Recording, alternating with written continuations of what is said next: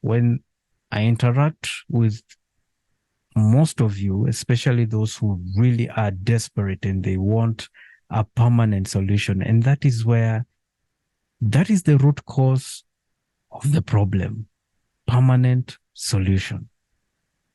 You know that your type and category of sweat, your treatment solution is determined by your type and category of sweat. There is no way about it.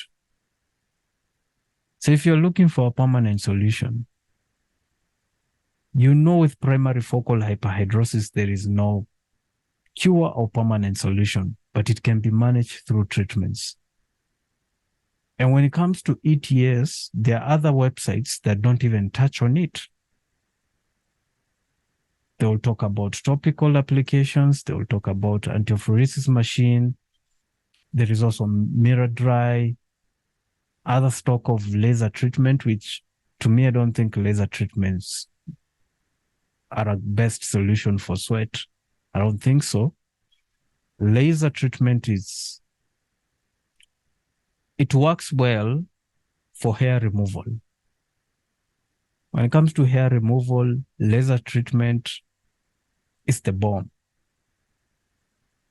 But towards sweat treatments, I'm not sure. That's just my opinion.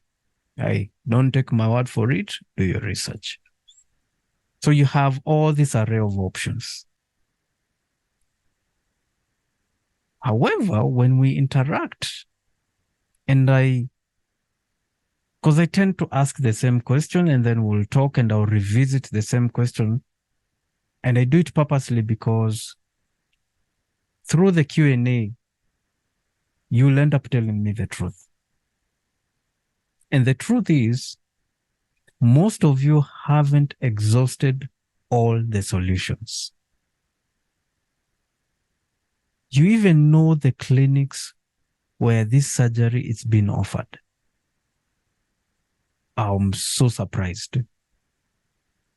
You know they are available in Dubai, in all these other places, some very nice, posh places, and you're ready to spend an arm and a leg for a surgery that may or may not work for you. Body chemistry. It is not a guarantee. This surgery is like plain Russian roulette. Or is it Russian roulette?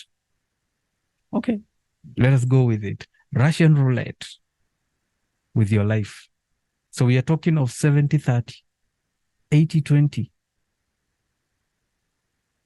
Maybe it has worked for a few, 20%, and that is on the highest scale. I'm not sure. Because when you talk of this surgery, we need to talk about, we need to state facts and data. We cannot afford to be emotional when we're talking about ETS. Why are we so emotional? For what? How are we going to help the hyperhidrosis family if we are just emotional about it?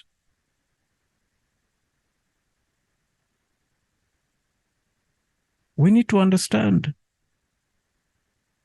We need to understand the history of this surgery and why it was banned in its place of origin.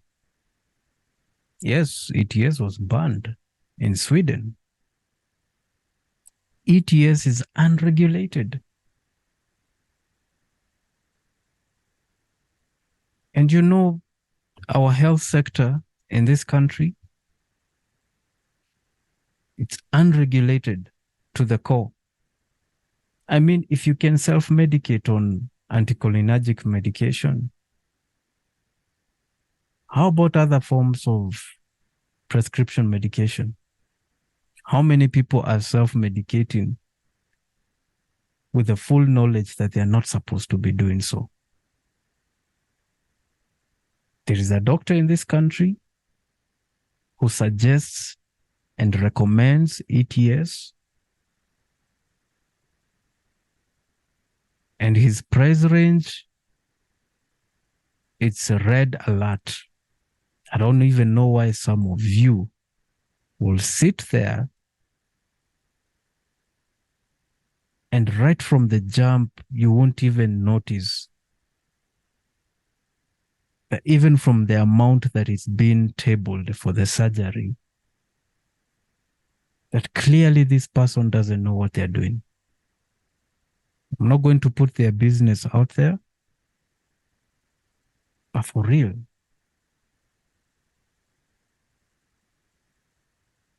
your life is way more important, extremely important.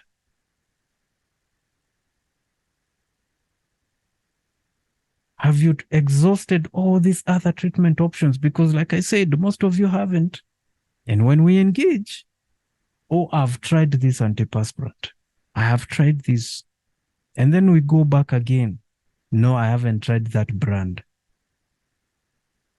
Or I'm just stressed. I don't think these things will work for me. How did you know?